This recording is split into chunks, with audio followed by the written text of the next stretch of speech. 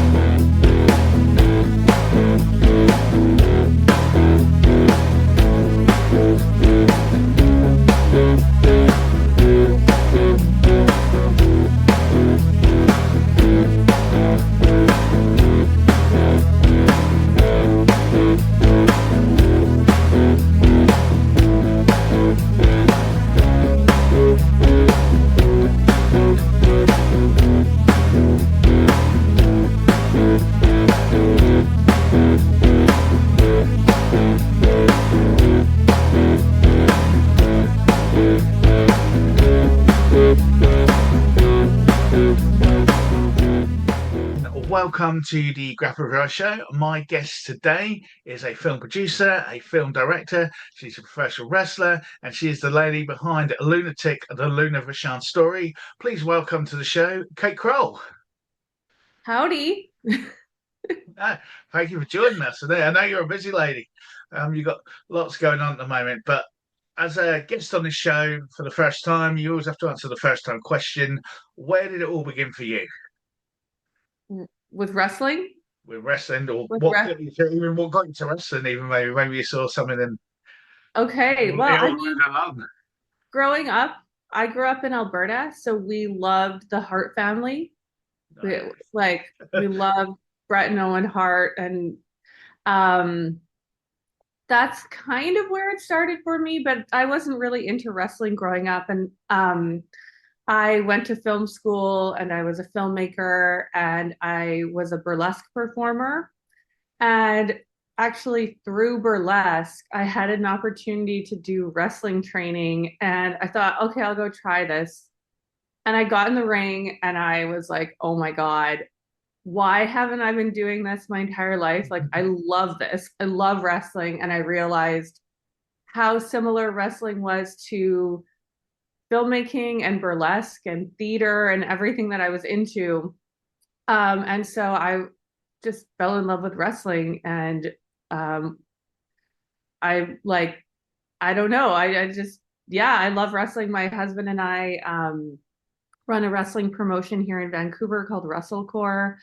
And I was lucky enough to wrestle in Mexico and the UK and the US and Canada. And I'm a mom now, so I don't really wrestle anymore, but I get to uh, focus on my film career and sometimes combine my love of wrestling with my filmmaking. Excellent. So, what was it like, sort of training with them? Because burlesque has a performance element to it, and then, but obviously the wrestling side of it's a bit more physical and a lot more bumps and bruises and things. So, what was that like? Because you said you sort of fell in love with it straight away. What was it that grabbed you? What was it that was? What was it about it that got you hooked?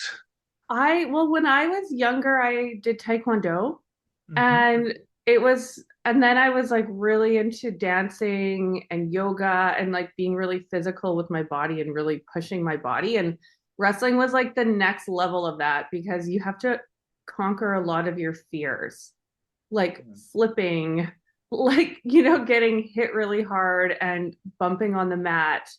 And at any moment, you can really injure yourself seriously. And so there's a lot of fear that you have to overcome. And I liked that aspect. And I liked, you know, I liked getting beat up a little. I liked beating people up a little. Uh, Can you remember your first match? Who was it with? What was it like? Can you? Yeah. Yeah, I it was a tag team. It was myself and a woman named Melody Mangler, and we were called the East Van Valkyries, East Vancouver, Canada. And it was against Bambi Hall and Liza Hall. And I was so scared. Like we definitely did that match before we were ready. We shouldn't have done it, but we did it, and it was a lot of fun. And Bambi and Liza took good care of us. And then a promoter in Mexico saw our match on Facebook and reached out to me and was like, "Can I fly you guys to Mexico to wrestle?" I'm like, "No, that was my first match ever. Like, I'm not wrestling in Mexico." And then we went to Mexico and wrestled. So How was that then? Because at one point, I'm sure it's online, you ended up in a match with Lady Flamer at one point, who's like, well, legend. I think she still is a champion down there oh, now. Lady Flamer's awesome. I love her. That was the second time I went to Mexico. But the first time we went, I remember because my husband trained in Mexico City. He's a trained luchador, Cobra Kai. And he was like, those Mexican girls are going to kick your ass. Like, watch out. Like, they're the real deal. And you're just like these little newbies and you're going to get your ass kicked. And I was so scared. But oh my God, no, those Mexican girls were amazing. So sweet, really took care of us. We planned an awesome match. I mean, they really they kicked our ass in a good way. It was fun. Yeah, I loved it. And then, so as you say, it's carried on from there. Are there any other sort of memories from your wrestling career? Any like big matches or moments you think, oh man, I can't believe I did that or got to do that or work with this person or that person? Yeah, I mean, one of my first matches was against Malaya Hosaka, and she is a friggin' legend. And and I learned so much just from doing that match with her. And she again took really good care of me. And like the way she planned the match, like I just learned so much from her. That was awesome. And then I'm just gonna plug in my computer. No And then worries. when Joey Ryan was really popular, I got to do a tag team with him. And that was really exciting for me at the time to do that. And I was like, oh, I want to like grab your dick, but we're on the same team. So then we like did this thing where like I grabbed his dick to flip onto our opponent, and like it was really fun. I really just like I love wrestlers who have like the theatrical element to them because like I'm not a big technical wrestler. I just love theatrics. I love characters and stories, costumes and stuff like that. So that's my jam. And then now you started your own promotion. So what brought that about? What was it that made you want to do that? Because that's a lot of Mm-hmm. work. It's a lot of work. Yeah, well, I was because I was producing burlesque shows and I'm a film producer. So I'm like, okay, well, I want to I was wrestling in Mexico and I was going to these lucha shows. Like when I wasn't wrestling, I was going to these like outdoor lucha shows. Hmm. And it was so fun and it was so unlike anything I had experienced in North America. So I was like, I want to bring this to Vancouver because we don't have any lucha in Vancouver, really. And so I was like, I want summertime. I want a parking lot. I want beer. I want tacos. I want people to go crazy. Like, let's just have fun. And so that was the first thing I did. We call it Lucha Libre Spectacular, and it runs every summer. I think we've done 8 years of it already, and it sells out every year. It's really fun. And so I roped my then boyfriend, now husband, into it with me because he used to be a wrestling promoter in Toronto. And then we just kept doing shows and we formed WrestleCore and we just like mayhem and chaos. And I just wanted to feel like you're in some weird underground like fight club when you're there and there's like no inhibitions. You can get drunk and yell. You can tell I'm like I Yeah, love that's good. chaos and No, I that's love good. just yeah, so it's just craziness. Yeah, and Cobra Kai is really creative and fun and he's really the genius behind it. If anyone listens to this now, can we watch any of it anywhere? Where can we see any of your shows online or? Yeah, you can go on YouTube and also we're on oh God, what is it that Wrestle TV? What Yeah, that's right. I'll find the link and I'll put it in. Yeah, so it's on the wrestling. Yeah, is it like the independent wrestling TV or something like that? I think I know Yeah. what you're Oh, on I about. Yeah. feel really bad that I should know, I do know this, but I have just dyslexia and I get words and names mixed up all the time. So, yes, we'll put links up, but you can find it I'll on put the YouTube. link in. Excellent. Yeah. Because yeah, wrestling is an alphabet soup on its best day, isn't it? With all the different It companies and really is. initials and everything. So yeah, no, Lots of don't worry about that. initials. Yeah. So you've gone from that then. So you're wrestling. You've started your own wrestling company. In the same time, you're doing your film studies. You're being a film producer. What made you then decide, okay, I would like to make a documentary, and why Luna Vachon? Of all the people in the wrestling world, what was it you got drawn to her? What was the thing? Well, okay, so I was at a film festival and I saw that there was a film about Vampiro screening. It's called Vampiro and Another Nail in the Coffin. And so of course I was like, I have to go to this Vampiro documentary. So I went and then afterwards I loved the film and I spoke with the filmmaker afterwards. And it actually turns out that my husband was his roommate in Mexico City when my husband was training wrestling like 20 years ago. So that was interesting. But basically, I told his name's Michael Pash. And I said, Michael, I loved your film, but I want to see women on the screen. I want to see women wrestlers. I want to see my heroes up there. And he's like, pitch something to me. Like, let's do it. And so I thought about it and it was like Luna was a no-brainer to me. This was back in 2019. So this was before there were any other documentaries about her. There really wasn't anything about her at that time. And she's Canadian. Well, she's comes from a Canadian wrestling dynasty, and I'm Canadian. And I knew if I wanted to get Canadian funding, it would have to be someone with a Canadian connection. But and like there's so many amazing Canadian women wrestlers. So that's kind of where I started. And then but like Luna has comes from a wrestling dynasty. She has a very interesting story. She, you know, has a lot of layers to her. It's not just about wrestling, it's about like wrestling in a time when women maybe like weren't put on the same playing field as the men. She struggled with mental health and addiction issues. She died very tragically. She was a mom, which a lot of people at the time didn't know about. And then also like through her story because of like training with Moolah and her aunt Vivian, like we actually get to go even further back into the history of women's wrestling through her story and then all the way to the present because she's inspired so many people.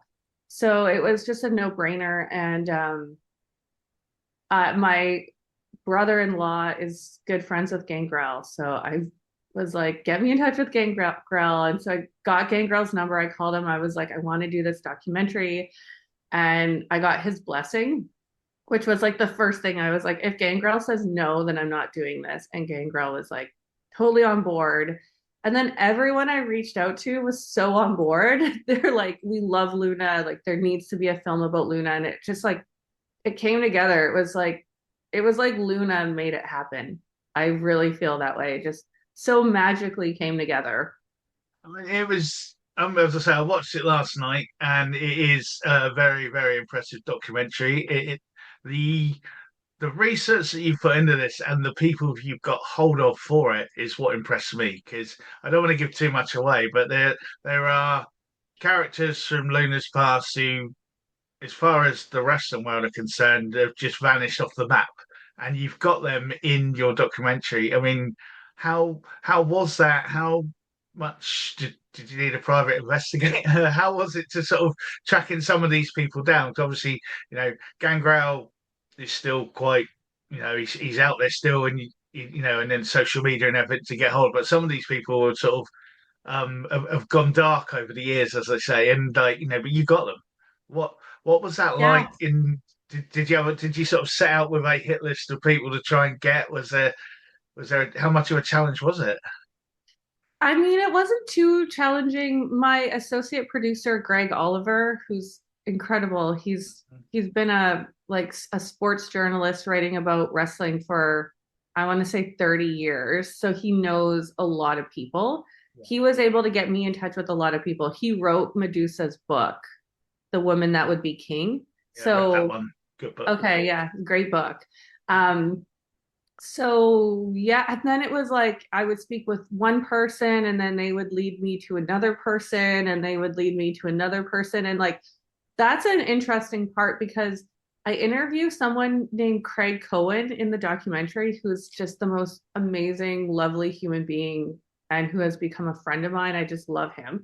Um, but I initially like never even thought to or knew that I would interview like would want to interview Craig. I didn't know about him, but everyone kept mentioning this guy Craig Cohen and I would look at my notes and his name would be in all my notes. So I was like I have to reach out to him and I did and I was like wow, like he was such he was a good friend of Luna's. He and Howard Brody started Wild Women of Wrestling, and I was supposed to interview Howard, and he passed away like 2 weeks before I was going to interview him.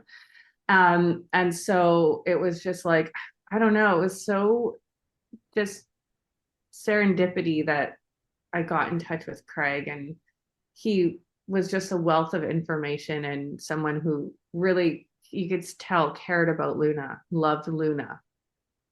Mm-hmm. Yeah, that comes across as especially. Well, again, I don't want to ruin it for everyone. There's a bit nearer the end where he sort of talks about things, and it's no, yeah, it is a nice moment in the documentary. Yeah. But you managed. I mean, from watching it, and I was. It's weirder now, I guess, because I'm older. A lot of the documentaries I watch now are I was around for. That's I Okay. like I was watching a lot when I used to watch stuff before. It'd be like on Bruno, or it'd be on like old British wrestlers or things like that, and but you kind of knew them by name, but you never really got to see them in their prime because it's from years ago. Whereas now, I can remember a bit of the Florida stuff that when it was shown on UK Mm. TV. I can remember a bit of the sort of glow stuff. I remember in the Super Clash 3 in the AWA, the Battle Royal. I think it's the PAL Battle Royal. I think it had gone from Glow to PAL by then.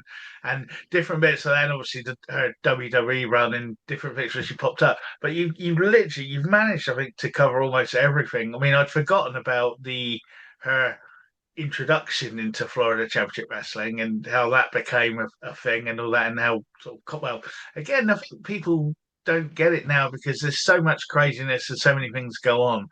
What happened to her with Kevin Sullivan was a massive controversial deal at the time. You Hmm. didn't have men pretty much punching women on TV, even if it was by accident or whatever the angle, But that was a big thing. She was happy to do that, and it's such a I don't know. I think it's like one of those now. Like when you listen to like say like the Beatles or Led Zeppelin, people go, "Oh, it sounds like that." They don't get that they were probably the first one to do it, and at that point, no one had heard anything like that before. And I think a lot of Luna's sort of activities in wrestling are a bit like that. There wasn't someone like that.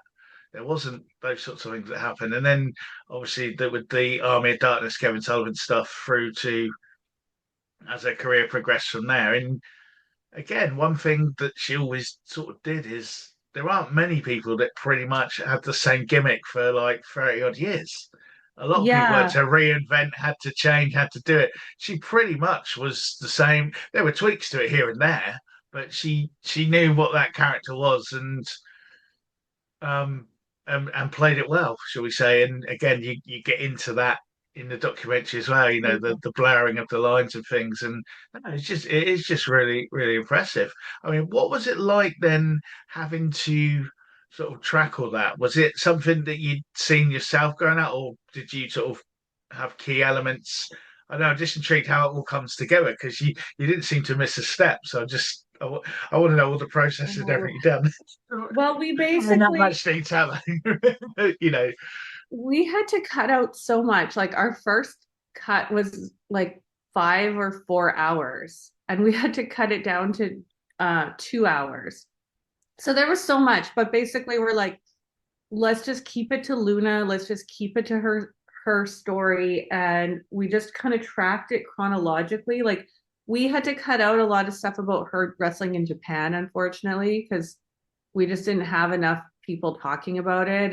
Yeah. Um and just no time. Like there was stuff we had to, but basically we just had to keep, I don't know, there's a lot of research done, talking to a lot of people. And yeah, one thing I never thought about until I started making the film was, she shaved her head in the 80s. Could you imagine a woman walking around with a shaved, like a part shaved head in the 80s? That So you would then it have was yeah. gotten so harassed and stared at in like on a next level way that you wouldn't experience now. Like she was so I ahead of know, her so yeah. time. I mean, there were people picketing those shows because of the whole Army of Darkness thing, and then I mean, Kevin Sullivan, even up to when he passed away, people were still like, "Oh, he's a Satanist," and it's like He, it's wrestling, you know. It's oh my still God, he's the sweetest man. Like, oh, I just love him so much. I'm so sad that he passed away. And to think that he was like, he scared the bejesus out of everyone. It, it's cool. I mean, it's a there's one of the commitment to ones the we used to gimmick. have we used to have a cable channel in England called Screen Sport, and they used to the NWA was always on it, the AWA was always on it. They'd have a different one every night, Oh, and then random ones would pop up. And for a few months, you got Florida, then it would be like world class, and then it'd be something else. And then suddenly Florida would pick up again, but it'd be 6 months after what you'd just seen, so you had to try and fill in again. And Sullivan was just oh, one of those sort of people that just kind of. I think it was basically what they could get hold of on footage. Really, they would just chuck it on. But Sullivan was just always one of those people as a kid that stood out just for all that stuff because it was like, you kind of had that thing of they're a bit hokey, but that guy's real. That's that guy. He is like that, and I mean, it got a bit by WCW, and he had the horns painted on his head and stuff. It got a bit more.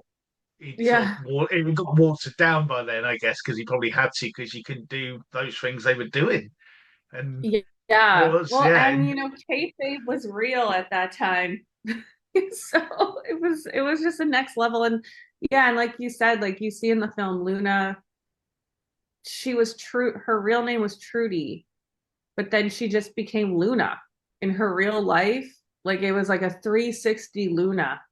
And it's like, was she the character or was the character really her who she was deep down inside? Like we don't know. Was the character protecting the real her?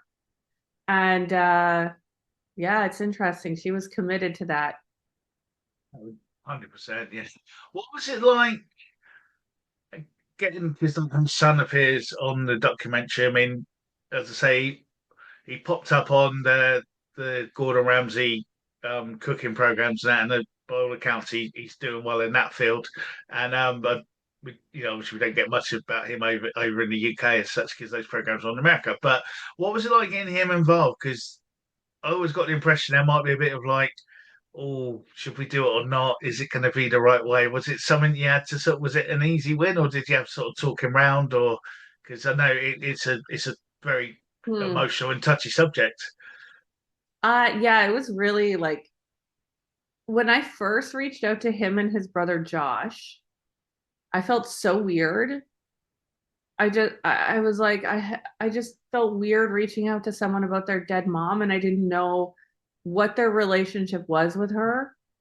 If there was even any, did they hate her? Did they love her? Am I reopening like wounds by reaching out? It was really awkward. And I didn't hear back from them for a really long time. And then I kept just trying. And I kept trying for Van, and I finally got a hold of him.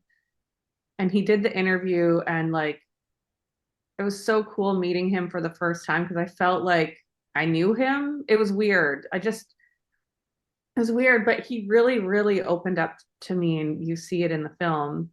Um, he's an open book, and he's so great on camera. He's just like his mom. He's like a natural performer.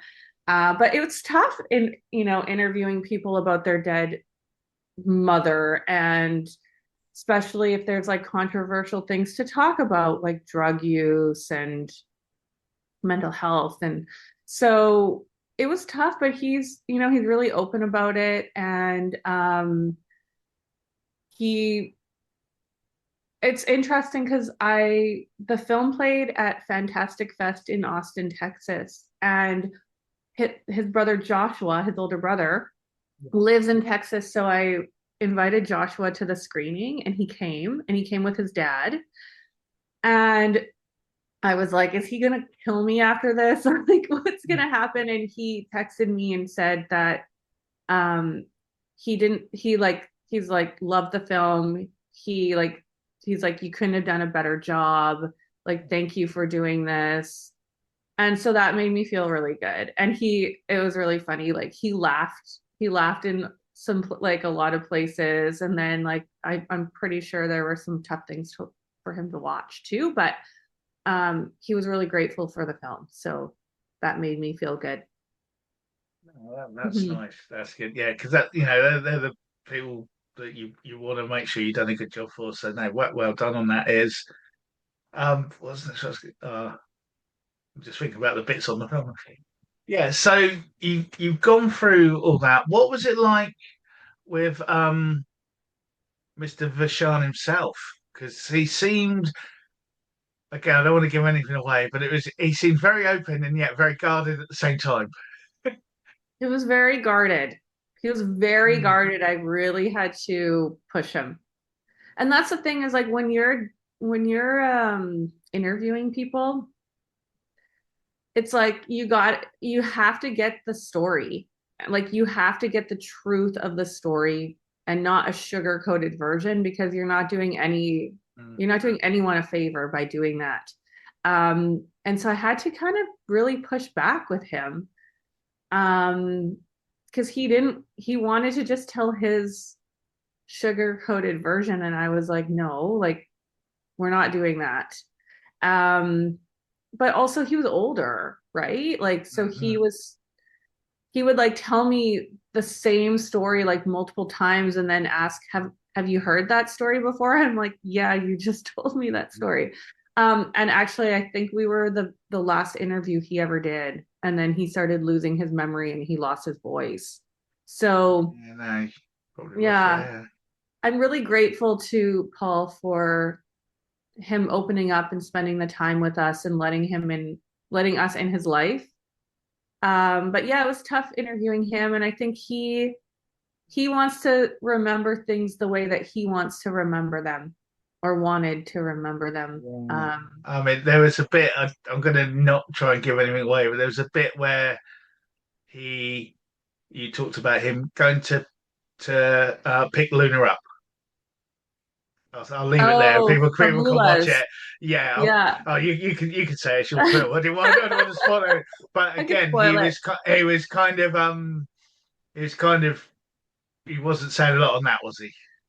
It was so weird, and I didn't really notice it so much in the moment. But then when we were watching the interviews when we were editing, I was like, oh, interesting reaction to that. Yeah, Like he did that not really want to stood out talk for about me. Yeah, that Lula. you were not going. He was not going there at all. It was just sort of like, no, Yeah, that's that. That's the end or whatever it was. And it was just like, so again, there's yeah, a whole. I mean, that I won't go too much into that because that could be a documentary in itself. Whatever has gone on there. But yeah, again, yeah, what I liked about though is you had a range of people that are around at that time who presented their own opinions on that, and it yes, leaves it to the audience to do that. It wasn't one of those. It wasn't a witch hunt, but it wasn't saying innocence either. You've got the people there. They're saying their bit. Think about it yourself, which I think is really good sometimes because I think sometimes things get a little bit too shoved in down people's throats, Hmm. and it's but I feel like you left it in a way where people can make their own opinions. Yeah. Yeah, Yeah, exactly. about anyone hunting us down or whatever. Yeah. But Yeah. I also which I didn't know, which I thought was very interesting, the bit where um WWE or WWF as it was then were trying to sign her, yet didn't know where she was. And that whole element of like they were trying to find her because they didn't really have an address or something. I'm trying to remember how it was worded now, but yeah, and then they finally got hold of her, and Yeah, she was then waitressing went at from the there. time in at a diner.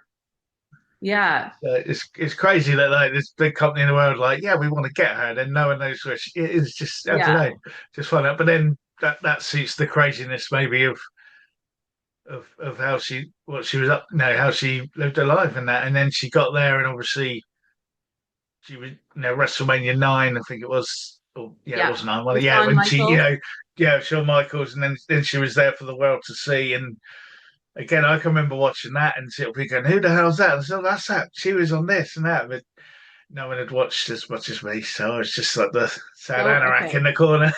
Yeah. I don't know who she is, and but but it worked. And then later on, I thought it worked really well with Bam Bam Bigelow. Yeah. Again, similar stars with the flames and the tattoos and all the different things there. And I think you covered a stint there really well. And if anything, maybe I thought you might have been a bit too nice with the clashes in styles that were going on at the time. With the what well, I guess now the divas versus the well, one divas then, but like there was that sort of element. Hmm. There were the women wrestlers, and then there were the women performers. I don't know. Yeah. I've just read Natty Neidhart's book as well, and there's a lot of that in that. Oh. So it's just kind of it's Oh. yeah, that's a recommended read Oh. as well. Oh, my son just came home Yeah, from Taekwondo. I know. Next generation, keep fighting the Yeah. good fight. Yeah, Okay, go play. yeah. So Congratulations. He just well got his done, yellow dude. belt today. I didn't realize that. Oh, well done. Look, but yeah, so there was a whole nice cameo. No, so there's a whole. There seems to be a thing with women wrestlers right the way through with the actual I'm a wrestler versus the performance aspect, and you covered it well. I almost thought you might have been a bit too nice because some of the times at that point they were just chucking anyone on TV who sort of look the part. I don't want to upset Well, anyone.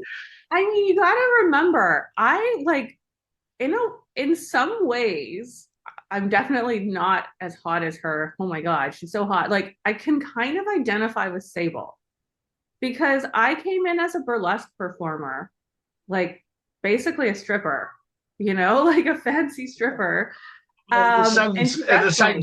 At the same time, though, I'd say you might have had a knowledge of it and done things. I think some of these people are just sort of, do you want to do this? Yeah, okay. Well, I mean, So, when I first came in, I didn't, and then I loved it, and I did train, and I did want yeah, to get really good at it, although I never really got that great at it, but whatever. But for me, I like came in with the like, I did bra and panty matches. Like I was like, oh well, this is what I normally do, and like, so I could understand that side of things from the women, but it was so sad to see like, and in the film, you see it, Luna and Medusa during Luna's first run at WWEF in like what yeah. 1994, and they're like these amazing athletes in the ring, like really going at it, and you're believing this, like wow, they're gonna kill each other, like this is such great athleticism. And then Luna's second run at WWE, and then it's like the mud matches, and they're doing bikini contests where like people are judging their bodies. It's disgusting. And seeing that like so closely edited back to back, you're like, wow, like this is sad. And then it really clicked for me like what women had to go through at that time and how maybe they started out as these serious wrestlers and now if they want to be successful and get paid and work as wrestlers, they have to do like mud Yeah. matches and shit like that. It's just Yeah, 'cause that I was remember sad. that. I remember saying because Ivory as well. She was another one that I remember going back with. Mhm. Sort of came the same path as Luna because she'd done the glow and the PAL and all that, and the Yes, that's with a right. bit of and a serious woman had gone across to around the world and sort of learned her craft, and then got there, and it was sort of like, okay, now put on the bikini and all that, and it was just no, I'm a wrestler, and it's yeah, that Yeah. whole and yeah, I mean, just going back to what you were saying, did you maybe find it the other way then when you first started into the wrestling? Did you get any sort of like, well, you're just the burlesque dancer, that's why you're on the card. Yes. Did you get that the Oh, other I way? did. What was it like from Yeah. the other? Because I've never sort of heard it from the other side of it as someone trying to get into it. Just out of interest, if you'd like to share, obviously it's not necessarily well, it is links in with the film. What was it like on that side of the sort of curtain, so to speak? I mean, because for me, like I said, like I came in, it was about performance for me and Hmm. that aspect. So I was like, well, if we're entertaining people, like that's what it's about. It's not about like how do I know like the whole history of wrestling and the name of every move. Like, you know what I mean? So I mean, it was tough, but it also made me want to work harder and be taken more seriously, to be honest with you. So it did push me. Um, but yeah, it was intimidating for sure. So I feel like I kind of understand that part. And like I do feel like Sable, she was good at what she did. She was a good valet. And like it's so funny because her first match ever with Luna, like she actually did a pretty good job. Like she didn't really mess up that big for a first match on like a world stage. Yeah. Crazy. I mean, but then her saying she doesn't have to learn how to take bumps and stuff like that was like, I could see why Luna was mad about that And like I because, say, from reading around and just talking to different people over the years, you kind of, I think a lot of it was the attitude that came with it in the end. Once you got through the door, you yeah, were there. But then I think it was more the people who were there just to be famous and not want to do anything versus the people who actually, yeah, I want to yeah, learn this, I want to do it. And I think that's where the split between the locker room, whatever you want to call it, would probably come from. And that was just interesting because when you said that, I thought, oh, yeah, no, we not heard it from sort of that way before because you only ever mhm, hear it from sort of the lifers and the people who have done the grind because a lot of the other ones have gone away and won't talk anymore. Well, I don't know, but right. yeah, but back to the documentary. So you've gone through to the WWE now, you've got all that bit. What was it like? Because I imagine that's the bit where you're going to have a lot of footage and a lot of clips and a lot of people have got opinions on. What was it like after that, though? Because that's the bit, the sort of, I don't want to say it horribly, but almost like the sort of the wilderness years part. Because when you've got to sort of put that together in a documentary, you've got the WWE, but you had the bit of WCW, which they didn't well, yeah, the 5 minutes of fame in WCW because they were even sort of worse than what WWE were doing at the time in the end, in my opinion. But with women's wrestling, they're like Well, and they even and in Medusa's opinion, yeah, as you see in the film. yeah, good, yeah, it's in their book as well. And they work in agreement with like the was it All Japan Women's or whatever it was at the time, whatever the organisation was called at that point as well. And they brought some over and did nothing. So I don't know. It just gets frustrating. You got all these things that you could make something amazing with, but nah, it's all right. We'll give them 2 minutes.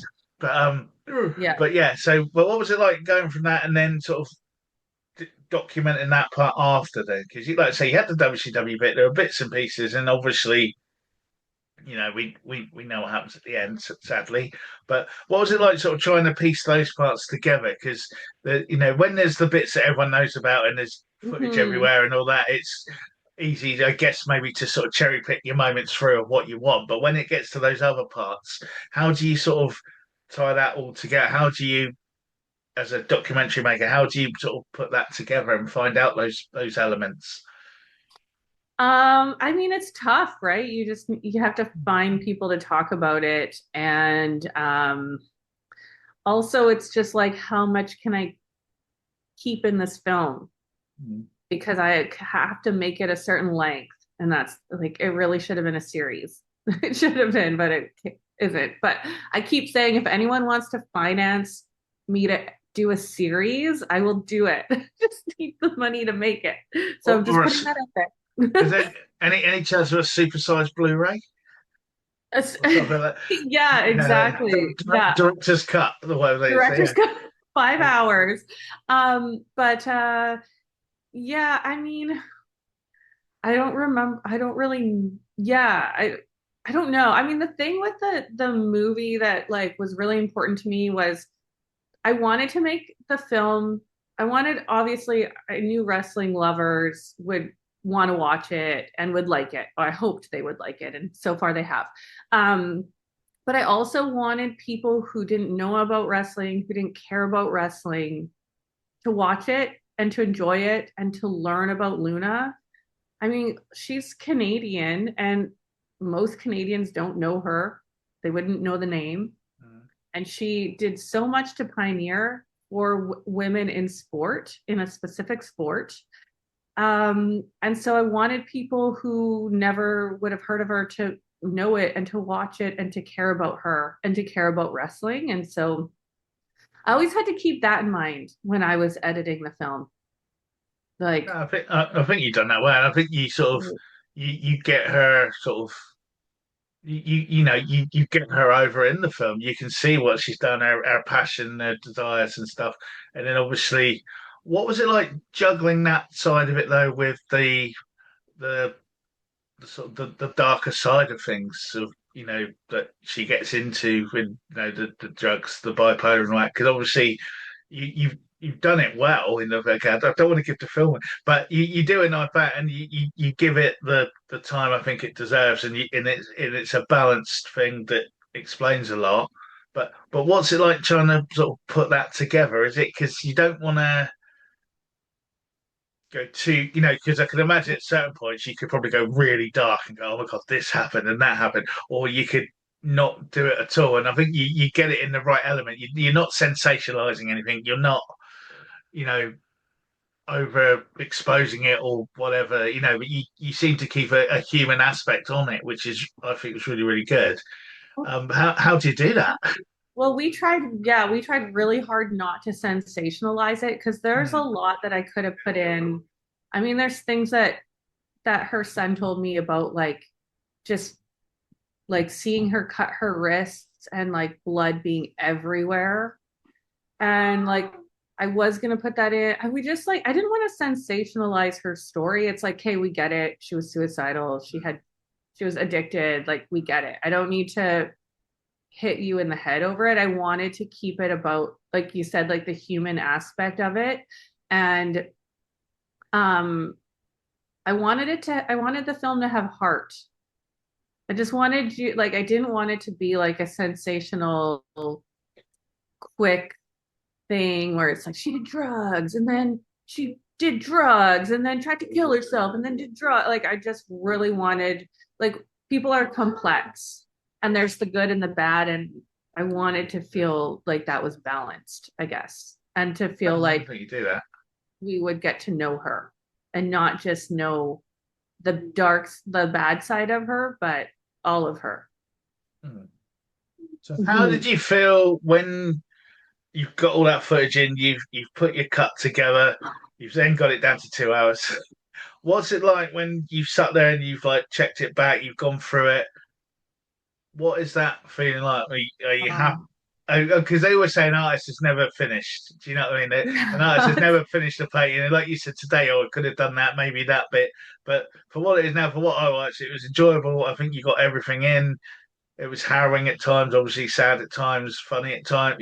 But what is it for you as the director getting that bit done, and then obviously you've released it into the world now. Well, every What's time I that watch like? it, I'm like, I want to go. I just need 2 more weeks in the edit. Like, I want to cut it down. It's too long, and like I want to redo the beginning, but I can't. It's just out there now. But it's pretty magical when you start seeing the footage being cut together and little sequences come and see it edited with music and you're like, whoa, like, okay, like this is a thing now, like this, because it's just, you just have hours of footage and that's all you have. And then to see it start coming together as a cohesive story is it's the best feeling in the world. Yeah. Excellent. And where now? Because obviously people watching this and listening to it will be like, "Yeah, I want to see this. I want to watch this." Where can they go? What can they do? How do we get our hands on this documentary?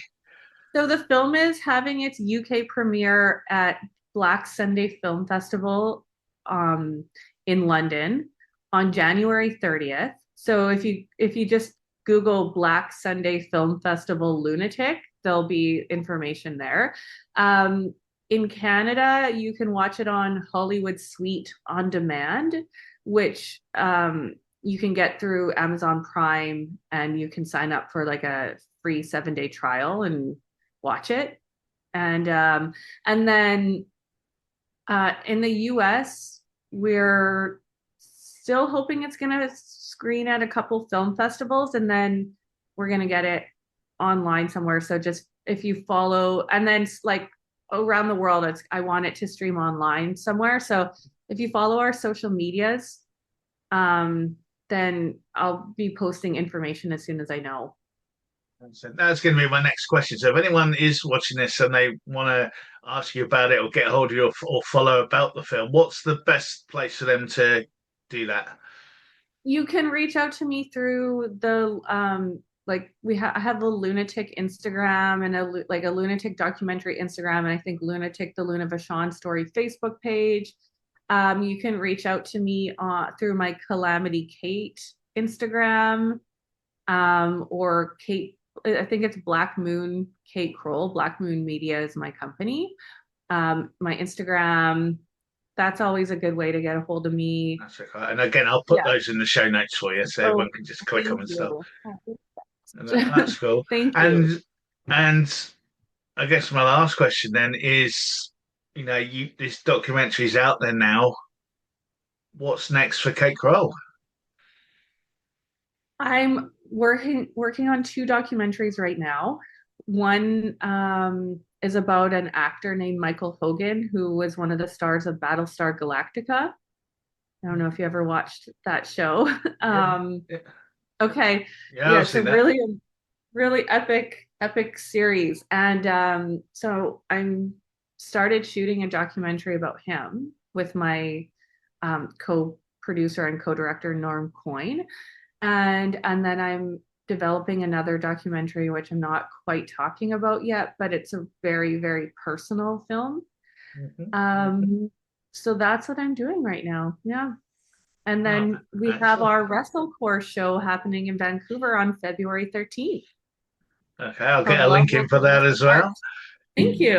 Okay, that's awesome. No, excellent. No, it was good. I mean, I just, I don't know, I'm just impressed how you get it all in. You just seem very busy lady. I'm So, busy. Yes. yeah, that's good. Better than dinner. Well, thank you for taking the time to join us today on the show. As I say, I'll put all the links in the show notes for everyone listening who wants to chase up any of those things that Kate's just talked about. And again, yeah, thank you for taking the time and thank you for the awesome documentary. Thanks so much, Brett. I really appreciate your interest and appreciate you having me on the show. We'd like to thank Kate for joining us today, and we look forward to seeing Lunatic, the Luna Vachon story, on the big screen and on the small screen. Make sure we give it a watch. This is the Grappler Variety Show, and I'm your host, Brett Summers, and this week's episode is now coming to an end.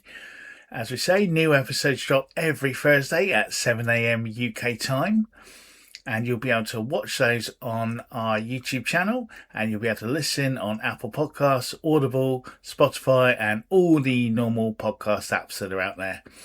If you're on those, please give us a rate or review or a cheeky comment. It really does help lift us out of the mire of podcasts and help spread the gospel of grappling globally. So, again, we'll be back next week, and we thank you for joining us. So, stay safe, stay on the mats, and we'll see you then.